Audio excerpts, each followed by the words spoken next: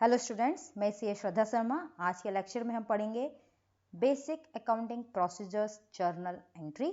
हमने पिछले लेक्चर्स में देखा था कि अकाउंटिंग प्रोसेस क्या है, इवेंट एंड ट्रांजैक्शंस क्या होते हैं, वो कैसे एक दूसरे से डिफर करते हैं। ठीक है, जर्नल एंट्रीज के लेक्चर्स को आगे बढ़ाने से पहले इस पर थोड़ा सा इंट्रो देना चाहती हूँ। इंट्रो देखिए, जर्नल एंट्रीज क्या होता है? अकाउंटिंग प्रोसेस का सबसे पहला पार्ट है जिसमें हम सोर्स डॉक्यूमेंट से ट्रांजैक्शन को रिकॉर्ड करते हैं क्रोनोलॉजिकल ऑर्डर में। क्रोनोलॉजिकल ऑर्डर क्या होता है? फॉर एग्जांपल, एक ट्रांजैक्शन हुई 12:10 पे और एक ट्रांजैक्शन हुई 12:12 पे, तो आप पहले कौन सी ट्रांजैक्शन रिकॉर्ड करेंगे? जो ट्रांजैक्शन हुई 12:10 पे, फिर रिकॉर्ड करेंगे 12:12 पे। ठीक है, यानी जो ट्रांजैक्शन पहले रिकॉर्ड हुई वो पहले आएगी, जो ट्रांजैक्शन बाद में रिकॉर्ड हुई वो बाद में आएगी। तो हम ट्रांजैक्शन को कैसे रिकॉर्ड करते हैं? एक क्रोनोलॉजिकल ऑर्डर में रिकॉर्ड करते हैं, राइट। जर्नल एंट्री में जो हम ट्रांजैक्शन को बुक में रिकॉर्ड करते हैं उसको रिकॉर्ड करते हैं डबल एंट्री सिस्टम के बेसिस पे। डबल एंट्री सिस्टम कहता है कि कोई भी ट्रांजैक्शन या कोई भी इवेंट एटलीस्ट यानी कम से कम 2 अकाउंट्स को इम्पैक्ट करेंगी। कम से कम 2, वो 3 या 4 अकाउंट्स को भी इम्पैक्ट कर सकती हैं। ठीक है, ये कॉन्सेप्ट डबल अकाउंटिंग सिस्टम का दिया था हमें लूका पचौली जी ने, जो कि एक इटालियन मैथमेटिशियन थे। उन्होंने कहा था हर ट्रांजैक्शन के 2 फोल्ड होते हैं, एक होता है डेबिट और एक होता है क्रेडिट, राइट।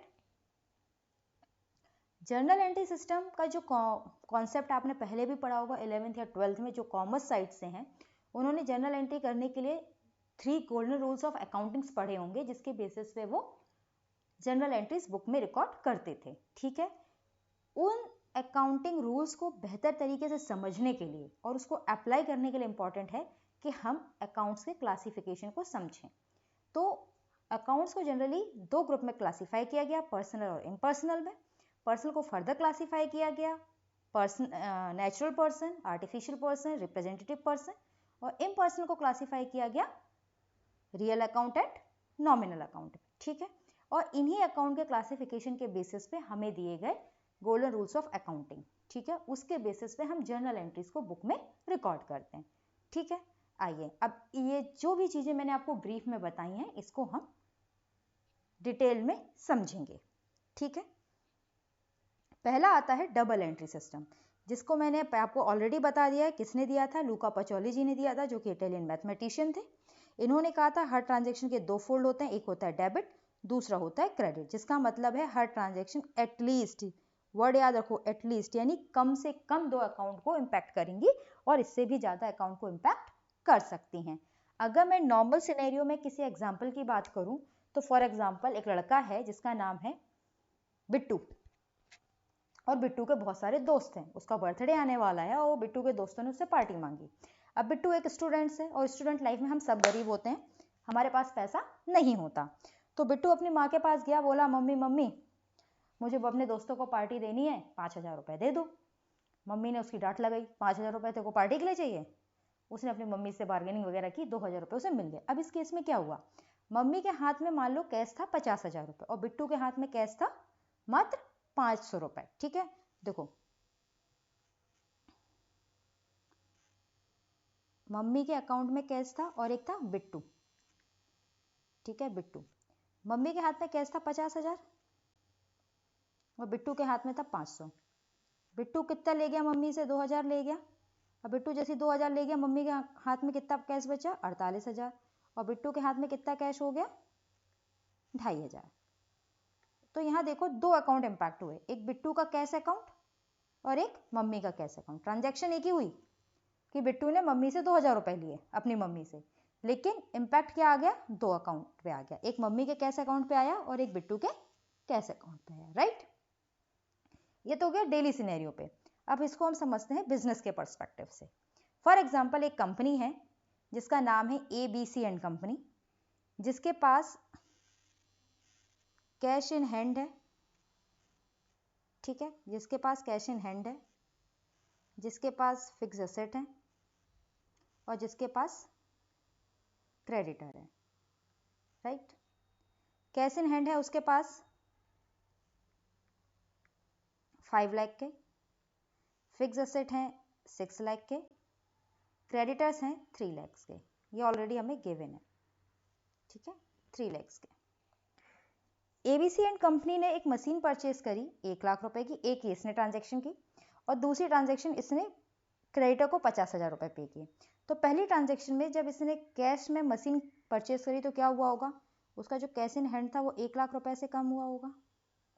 ठीक है, उसके पास कितना बचा होगा, 4 लाख, और साथ में फिक्स एसेट, क्योंकि मशीन एक फिक्स एसेट है, 1 लाख रुपए से बढ़ गई होगी, यानी 7 लाख से।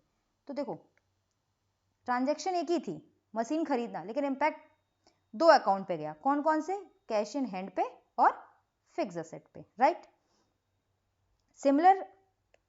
सिमिलरली दूसरा ट्रांजैक्शन से 50,000 क्या किया, क्रेडिटर को पे किया। अब क्रेडिटर को 50,000 पे करेगा तो फिर क्या होगा, कैश 50,000 से कम होगा। ठीक है, और क्रेडिटर 50,000 को पे करेगा तो क्रेडिटर कितना बचेगा इसके पास, 3,50,000, और क्रेडिटर भी 50,000 से क्या हो जाएंगे, कम, तो कितना बचेगा इसके पास, 2,50,000। तो देखो ट्रांजैक्शन क्या थी, ट्रांजैक्शन तो एक ही थी, क्रेडिटर को पे करना, लेकिन इम्पैक्ट अगेन 2 अकाउंट पे गया। कौन से 2 अकाउंट पे गया, एक गया कैश इन हैंड पे और एक गया क्रेडिटर्स पे। यानी आप इसी तरह के बिजनेस की किसी भी ट्रांजैक्शन को देखेंगे तो वो कम से कम 2 अकाउंट को इम्पैक्ट करेगी, और ये बात हमें किसने बताई थी, लूका पचौली जी ने बताई थी। ठीक है, चलिए आगे बढ़ते हैं। जो डुअल एस्पेक्ट है अकाउंटिंग का, यानी एक ट्रांजैक्शन 2 अकाउंट को तो कम से कम इम्पैक्ट करेगा, इसको हम 2 तरीकों से समझ सकते हैं। एक है अकाउंटिंग इक्वेशन अप्रोच का कॉन्सेप्ट, और एक होता है जनरल एंट्री का अप्रोच। ठीक है, तो इसमें हम पहले पढ़ेंगे जनरल एंट्री के अप्रोच को, उसके बाद लेटर ऑन हम पढ़ेंगे अकाउंटिंग इक्वेशन के अप्रोच को। जनरल एंट्री का अप्रोच आप ऑलरेडी काफी डिटेल्ड में पढ़ के आ रहे हैं क्लास 11th एंड 12th में। ठीक है, in starting of the lecture मैंने आपको बताया था कि जनरल एंट्री के कॉन्सेप्ट को अगर बेहतर तरीके से समझना है तो ये बहुत रिक्वायर्ड है कि हम क्लासिफिकेशन ऑफ अकाउंट्स को बेहतर तरीके से समझें, क्योंकि जनरल एंट्री अप्रोच ने ट्रांजैक्शन को 3 कैटेगरी में बांटा है। और वो 3 कैटेगरी कौन कौन सी हैं, वो 3 कैटेगरी हैं, personal transaction, asset and liability related transaction, revenue expense income and loss related transactions. So अगर इन ट्रांजैक्शंस को समझना है तो क्लासिफिकेशन ऑफ अकाउंट को समझना जरूरी है।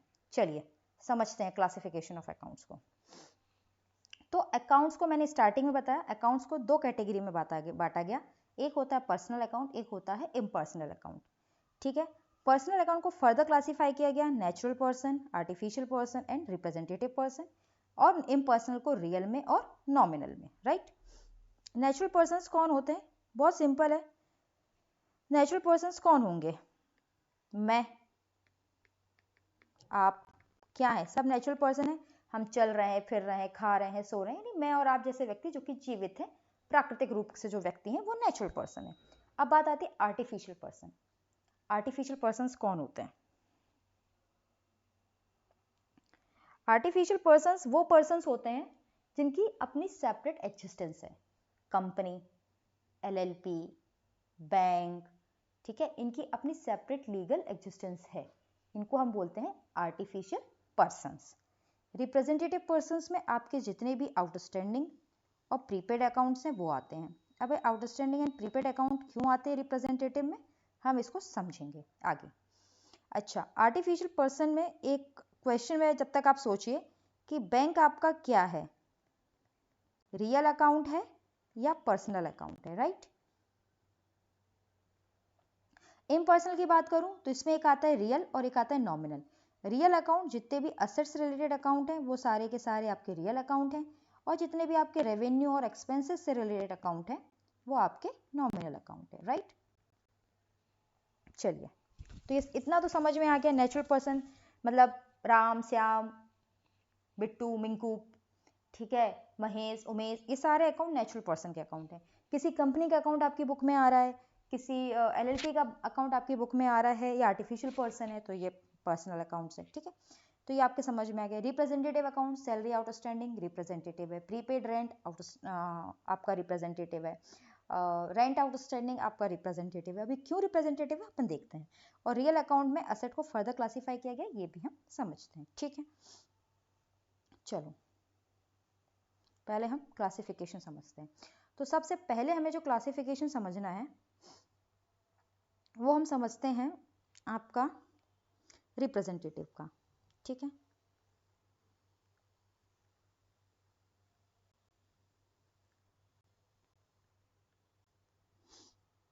देखो रिप्रेजेंटेटिव मैंने बोला आपके कौन से अकाउंट आएंगे, आपके आएंगे आउटस्टैंडिंग अकाउंट और आपके प्रीपेड अकाउंट, ठीक है। अच्छा अब क्वेश्चन होता है मैम आप ये बोलोगे कि आप बोलती हो कि जो सैलरी है, सैलरी अकाउंट है वो तो आपका नॉमिनल है, ठीक है, वो आप कहती हो कि वो नॉमिनल है, लेकिन जब आउटस्टैंडिंग सैलरी हो जाता है तो आप उसको कहते हो कि वो पर्सनल है। आउटस्टैंडिंग सैलरी अकाउंट को हम पर्सनल अकाउंट में क्यों क्लासीफाई करते हैं, जबकि हम जब सैलरी पे करते हैं तो उसको हम नॉमिनल अकाउंट एक्सपेंस अकाउंट मानते हैं। देखो आउटस्टैंडिंग सैलरी का मतलब होता है जो सैलरी हमको अभी देनी है, राइट। अब हमको जो सैलरी देनी है वो किसी न किसी पर्टिकुलर व्यक्ति से रिलेट करती होगी, कैसे, वो हो सकता है आपको राम को देनी हो, आपका बिजनेस है, श्याम को देनी हो, ठीक है, बिट्टू को देनी हो, मिंकू को देनी हो, ठीक है, रेखा को देनी हो, किसी को भी देनी हो, आपको ये सैलरी देनी है। तो आउटस्टैंडिंग सैलरी में जो सैलरी होता है वो कहीं ना कहीं लिंक्ड होता है इन पर्सन से, इनको कितनी कितनी सैलरी देनी। फॉर एग्जाम्पल एक सिंपल एग्जाम्पल समझो, आप बच्चों ने मिलकर एक व्हाट्सएप ग्रुप बनाया अपने फ्रेंड्स का और उसका नाम रखा फुलटू वेल्ले ग्रुप, ठीक है, ग्रुप का नाम है वेल्ले ग्रुप, सब खाली पीली बैठे हैं, किसी के पास कोई काम नहीं है, ठीक है, ग्रुप का नाम वेल्ले है, लेकिन वो ग्रुप जो वेल्ले ग्रुप है वो किससे रिलेट करता है, उसके ग्रुप के जो मेंबर्स हैं वो उनको रिप्रेजेंट करता है ना। तो similarly outstanding salary is a group, ठीक है, वो किन को रिप्रेजेंट करता है, ग्रुप ऑफ एम्प्लॉयज को रिप्रेजेंट करता है, तो वो क्या हो गया, एक रिप्रेजेंटेटिव अकाउंट हो गया, इसलिए हमने उसको पर्सनल अकाउंट माना। In the same way prepaid account की भी अगर मैं बात करूं तो प्रीपेड अकाउंट भी किसी न किसी व्यक्ति को रिप्रेजेंट करता है जिसको आपने एक्स्ट्रा दे रखा है, ठीक है, इसलिए वो भी क्या हो गया, आपका रिप्रेजेंटेटिव अकाउंट हो गया और पर्सनल अकाउंट की तरह ट्रीट किया जाने लगा, राइट। उसके बाद एक क्वेश्चन आता है बैंक, ठीक है, कि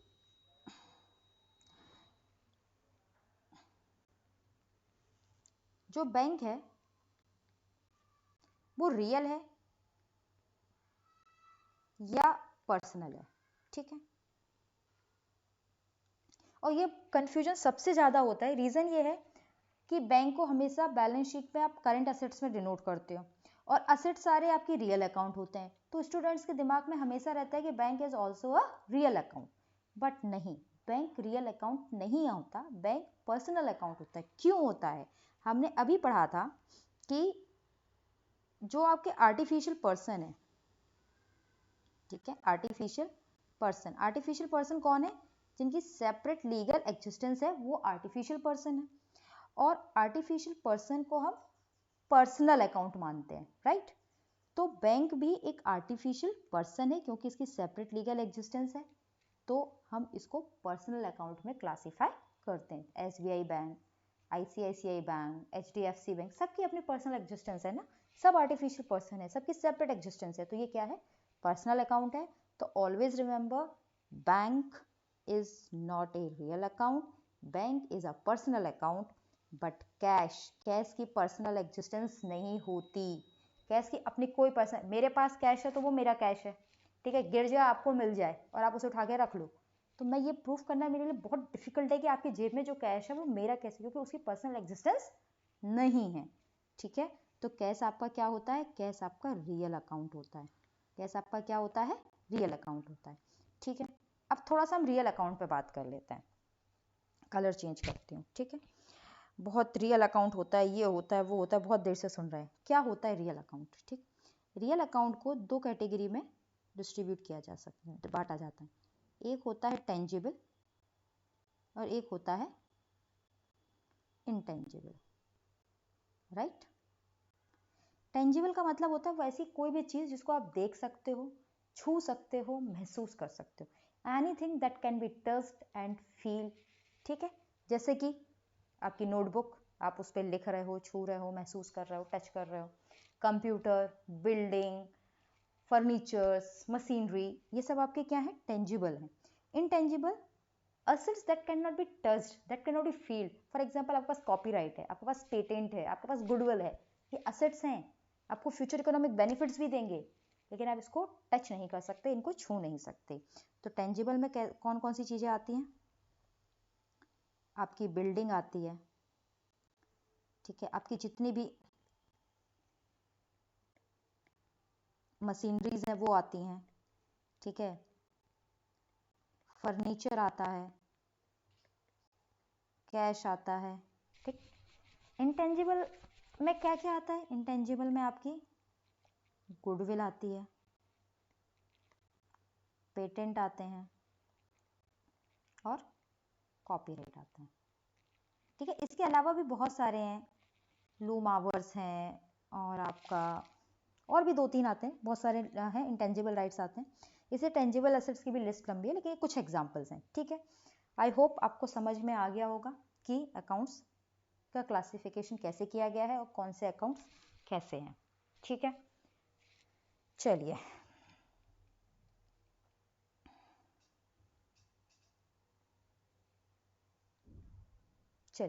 अब बात करते हैं गोल्डन रूल्स ऑफ अकाउंटिंग की। गोल्डन रूल्स ऑफ अकाउंटिंग क्या बोलता है? इसने अकाउंट्स को 3 तरीके से क्लासिफाई किया है, personal, real and nominal. Personal account में आप किसको डेबिट करेंगे? पर्सनल अकाउंट में आप रिसीवर को डेबिट करेंगे और गिवर को क्रेडिट करेंगे, ठीक है। एक एग्जांपल ले लेते हैं, सिंपल सा। बिट्टू है, ठीक है, बिट्टू ने अपने दोस्त मिंकू को 5,000 रुपए दिए। अच्छा, तो यहाँ देने वाला कौन है? बिट्टू। तो बिट्टू क्या है? गिवर। तो जो गिवर है वो क्या होगा? क्रेडिट होगा। तो बिट्टू को क्या करोगे? क्रेडिट करोगे। और रिसीव किसको हुए हैं? मिंकू को। तो मिंकू को क्या करोगे? डेबिट करोगे, ठीक है। रियल अकाउंट, व्हाट कम्स इन, उसको आप क्या करोगे? डेबिट करोगे। एंड व्हाट गोज आउट को आप क्रेडिट करोगे, ठीक है। फॉर एग्जाम्पल, आपने एक ट्रांजेक्शन की, आपने अपनी कंप्यूटर दिया, एक अच्छा बड़ा हाई फाई कंप्यूटर था, काफ़ी महंगा आपने ख़रीदा था, अराउंड मान लो ये कंप्यूटर आपको पड़ा था, आपने ख़रीदा था फॉर एग्जांपल 2 लाख का, राइट।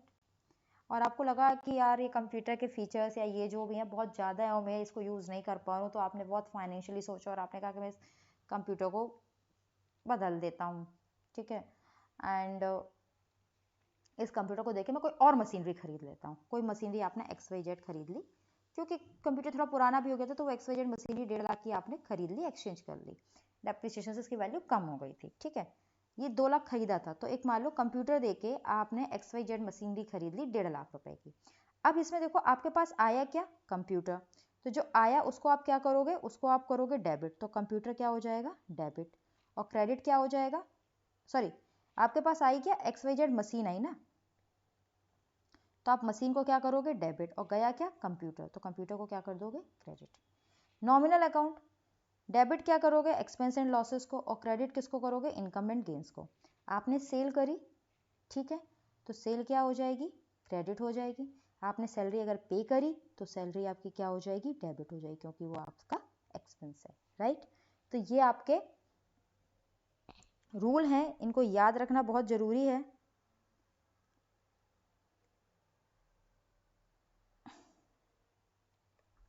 ठीक है, तो याद रखना, पर्सनल अकाउंट में रिसीवर को डेबिट किया जाता है, गिवर को क्रेडिट किया जाता है।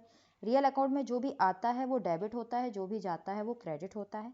नॉमिनल अकाउंट में सारे एक्सपेंस एंड लॉसेस डेबिट होते हैं, सारी इनकम एंड गेन्स क्रेडिट होती है, ठीक है। ये ICAI मॉड्यूल का एक एग्जाम्पल है, ठीक है, जिससे हम समझेंगे कि कौन से अकाउंट का नेचर क्या है और उस अकाउंट को कब डेबिट करना है और क्या कब क्रेडिट करना है, ठीक है। From the following information state the nature of account and state which account will be debited and which will be credited. पहली ट्रांजेक्शन है, स्टार्ट हुआ है बिजनेस विथ कैपिटल ऑफ ₹50,000, ठीक है। अब क्या कह रहा है? अब सॉरी, नॉट 50,000, इट्स 50 लाख। तो देखो दो अकाउंट इन्वॉल्व है, एक है बैंक, ठीक है, और एक है कैपिटल, राइट।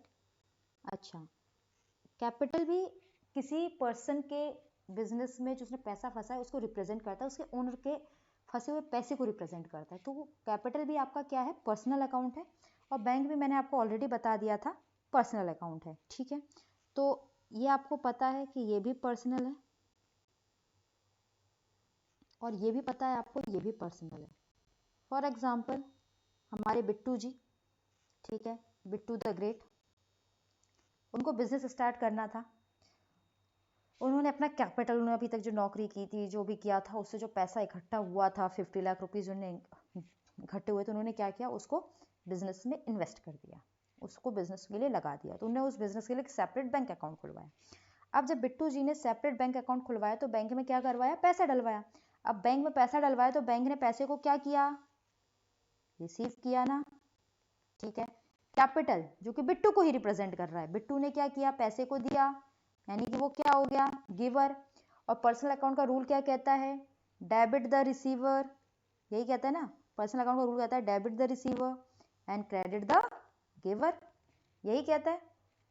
तो अब ट्रांजैक्शन से एंट्री बनाओगे तो क्या बनेगी, एंट्री बनेगी बैंक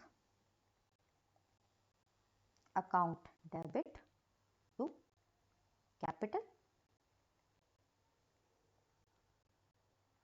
50 लाख, राइट, यही बनेगा। चलो समझ में आ गया।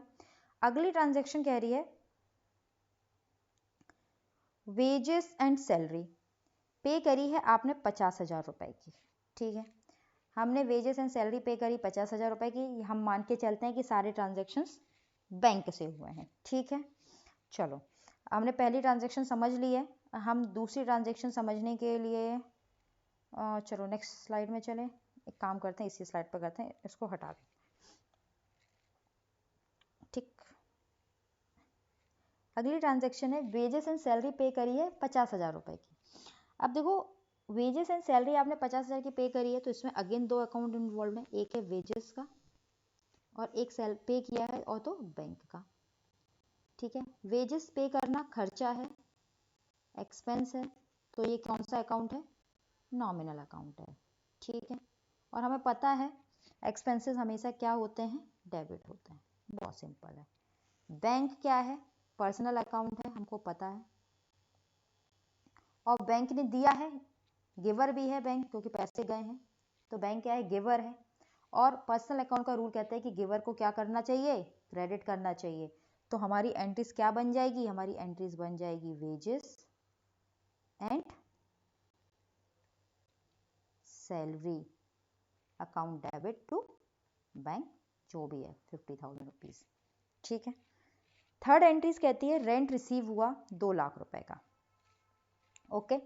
अब देखो एक है रेंट, अगेन किस में रिसीव होगा, बैंक में रिसीव होगा, राइट। अब रेंट रिसीव हुआ है तो ये आपकी क्या बन गई, इनकम बन गई, ठीक है। इनकम बन गई तो ये आपका कौन सा अकाउंट है, नॉमिनल अकाउंट है, और नॉमिनल अकाउंट क्या होता है, क्रेडिट होता है। अगर नॉमिनल अकाउंट इनकम का है तो वो क्या होता है, क्रेडिट होता है। बैंक अगेन आपका क्या है, पर्सनल अकाउंट है, और यहाँ पे बैंक में पैसा आया है, ये रिसीव कर रहा है, राइट। और रिसीव जब भी होता है तो हम क्या करते हैं, डेबिट करते हैं, ठीक है। तो इसकी जनरल एंट्रीज क्या बन जाएगी, इसकी जनरल एंट्री बनेगी bank account debit to rent by 2 lakh rupees. Fourth entry कहता है हमने परचेज गुड्स किए हैं 9 लाख रुपए के, ठीक है। चलो हम इसको हटा देते हैं। फोर्थ एंट्री गुड्स परचेज किए क्रेडिट पे 9 लाख के, तो परचेज है एक अकाउंट हमारा, और दूसरा क्या आ जाएगा, क्रेडिटर, क्योंकि हमने उधार पे खरीदे हैं, ठीक है। अच्छा परचेज हमारा क्या है, नॉमिनल अकाउंट है, क्योंकि खर्चा है ना भाई, नॉमिनल में भी क्या है, एक्सपेंस है, तो ये क्या होगा, डेबिट होगा। चलो इसकी तो कहानी बन गई। अब क्रेडिटर क्या है, क्रेडिटर पर्सनल अकाउंट है, और हमारे लिए उसने हमें क्या है, हमें उसने उधार दिया है, तो हमारी नज़र से वो क्या है, गिवर है। हम तो अपने बुक्स में इसको क्या कर देंगे, क्रेडिट करेंगे, क्योंकि पर्सनल अकाउंट का रूल कहता है क्रेडिट द गिवर। तो एंट्री क्या बन जाएगी, एंट्री बनेगी purchase account debit to creditor, okay. Last entry है गुड्स सोल्ड हुए हैं 8,16,000 के, रिसीव हुई है payment in cheque, payment in cheque का मतलब है बैंक, राइट। और सेल हुई है यानी कि नॉमिनल अकाउंट है, वो भी किसका है, इनकम का है। ठीक है, तो ये क्या होगा, क्रेडिट होगा। बैंक है, पेमेंट रिसीव हुई है, बैंक ने क्या किया है, रिसीव किया है। और बैंक क्या है, पर्सनल अकाउंट है, जो कहता है रिसीवर को क्या करते हैं, डेबिट करते हैं, राइट। तो इसकी अगर तुम जर्नल एंट्री बनाओगे तो इसकी जर्नल एंट्री क्या बन जाएगी, बैंक टू सेल। ठीक है, आई होप आपको समझ में आ गया होगा। देखो ICAI मॉड्यूल का है, इन्होंने भी बहुत अच्छे से समझा रखा है सारी चीज़ को। एक बार आप इस सॉल्यूशन को देख लीजिएगा, मैंने वहाँ बहुत ही डिटेल्ड वे में आपको पूरा ट्रांजैक्शंस हर एक समझा दिया है। ठीक है, चलिए आगे बढ़ते हैं। अब आता है मॉडर्न क्लासिफिकेशन ऑफ अकाउंट्स। देखो हम पहले golden rule of accounting follow करते थे, जिसमें हम कहते थे पर्सनल अकाउंट में हम क्या करेंगे, debit the receiver, credit the giver, real में what comes in, debit what comes in, credit what goes out, for nominal debit all expense, credit all incomes. ठीक है, यहाँ पे प्रॉब्लम कई बार स्टूडेंट्स फेस करते हैं कि वो आइडेंटिफाई नहीं कर पाते कि अकाउंट पर्सनल है कि नॉमिनल है। ठीक है, जैसे कि बैंक के केस से प्रॉब्लम होती है कि रियल अकाउंट है या पर्सनल अकाउंट है। ठीक है, तो आज के समय में एक नया चीज आई है, मॉडर्न क्लासिफिकेशन ऑफ अकाउंट्स। इसके बेसिस पे भी हम पता लगा सकते हैं कब हमको किसी अकाउंट को डेबिट करना है, किसी अकाउंट को क्रेडिट करना है। तो जो भी अकाउंट्स होते हैं उनका बाय डिफॉल्ट एक नॉर्मल बैलेंस होता है। जैसे कि अगर मैं बात करूं असेट्स की, तो असेट्स के जितने भी बैलेंस होते हैं वो नॉर्मली क्या होते हैं, डेबिट होते हैं। लाइबिलिटीज के जितने भी बैलेंसेस होते हैं वो नॉर्मली क्या होते हैं, क्रेडिट होते हैं। कैपिटल अकाउंट का नॉर्मली बैलेंस क्या होता है, क्रेडिट होता है। ठीक है, एक्सपेंसेस अकाउंट का नॉर्मली बैलेंस डेबिट होता है, रेवेन्यू अकाउंट का नॉर्मल बैलेंस क्रेडिट होता है, और विड्रॉल अकाउंट का नॉर्मल बैलेंस डेबिट होता है। ठीक है, तो आप ये याद कर लो कि किस अकाउंट का नॉर्मल बैलेंस क्या होता है। अगर मैं एक फॉर एग्जांपल एक बात लेके चलती हूँ असेट अकाउंट की, तो असेट अकाउंट का नॉर्मल बैलेंस क्या होता है, डेबिट होता है। तो अगर किसी चीज का नॉर्मल बैलेंस डेबिट है और हमें उस चीज को और बढ़ाना है, तो हम क्या करेंगे, डेबिट करेंगे। और घटाना है तो क्या कर देंगे, उसका उल्टा क्रेडिट कर देंगे, राइट। सिंपली अगर मैं लाइबिलिटी अकाउंट की बात करूं तो लाइबिलिटी अकाउंट का नॉर्मल बैलेंस होता है क्रेडिट, और अगर मुझे उसे बढ़ाना है तो मैं क्या करूंगी, क्रेडिट कर दूंगी, और घटाना है तो उसका क्या कर दूंगी, उल्टा डेबिट कर दूंगी। तो वही इस चार्ट में बताया गया है। देखो असेट अकाउंट का नॉर्मल बैलेंस क्या होता है, डेबिट। तो अगर इसको इंक्रीज करना होगा तो आप क्या करोगे, डेबिट करोगे, और अगर इसको डिक्रीज करना होगा तो आप क्या करोगे, क्रेडिट करोगे। Similar with liability account, liability account का नॉर्मल बैलेंस क्या होता है, क्रेडिट। अब देखो क्योंकि नॉर्मल बैलेंस क्रेडिट है और इसको इंक्रीज करना है तो आप इसको क्या करोगे, क्रेडिट करोगे। ठीक है, और अगर डिक्रीज करना है तो क्या करोगे, डेबिट करोगे। उसी तरह कैपिटल अकाउंट में नॉर्मल बैलेंस क्रेडिट होता है, इंक्रीज करना होगा तो क्रेडिट होगा, डिक्रीज करना होगा डेबिट होगा। रेवेन्यू अकाउंट का नॉर्मल बैलेंस क्रेडिट होता है, इंक्रीज करना होगा क्रेडिट होगा, डिक्रीज करना होगा डेबिट होगा। एक्सपेंडिचर अकाउंट का नॉर्मल बैलेंस डेबिट होता है, इंक्रीज करना होगा डेबिट होगा, डिक्रीज करना होगा क्रेडिट होगा। विड्रॉल अकाउंट का नॉर्मल बैलेंस डेबिट होता है, इसलिए इंक्रीज करना होगा तो डेबिट होगा और डिक्रीज करना होगा तो क्रेडिट होगा। ये मॉडर्न क्लासिफिकेशन है अकाउंट्स के। ठीक है, बहुत सिंपल है, आप नॉर्मल बैलेंस को याद कर लो और नॉर्मल बैलेंस के बेसिस पे आप निकाल सकते हो कि कब हम उसको डेबिट करेंगे कि क्रेडिट करेंगे। फॉर एग्जांपल असेट अकाउंट में डेबिट बैलेंस पड़ा हुआ है बिट्टू की कंपनी में 10 लाख रुपए का। अब बिट्टू ने और एक मशीन खरीद के ले आई, अब मशीन भी क्या है, असेट्स है। असेट्स है तो अब वो क्या है, बढ़ेगा ना असेट का बैलेंस, तो हम क्या कर देंगे, डेबिट कर देंगे उस 2 लाख को। और जैसे ही हम वो 2 लाख से डेबिट करेंगे तो हमारा असेट भी बढ़ जाएगा, राइट। वो 2 लाख की मशीन अगर उसने क्रेडिट पे खरीद के लाई है तो।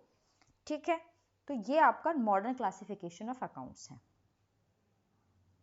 ठीक है, तो आपके जर्नल एंट्रीज के चैप्टर में डुअल एस्पेक्ट को चेक करने के लिए 2 कॉन्सेप्ट कवर हैं, accounting equation approach and journal entries approach. आज की क्लास में हमने जर्नल एंट्री अप्रोच को बहुत अच्छे से समझा है। नेक्स्ट क्लास में हम देखेंगे अकाउंटिंग इक्वेशन अप्रोच को, और उसके बाद हम करेंगे जीएसटी के कॉन्सेप्ट को। इसके साथ ही ये चैप्टर हो जाएगा कंप्लीट। तो that's all for the today. I hope आपको समझ में आया हो आज मैंने जो कुछ भी इस वीडियो में और लेक्चर में एक्सप्लेन किया है। Thank you for your time, all the best for your exam. Thank you.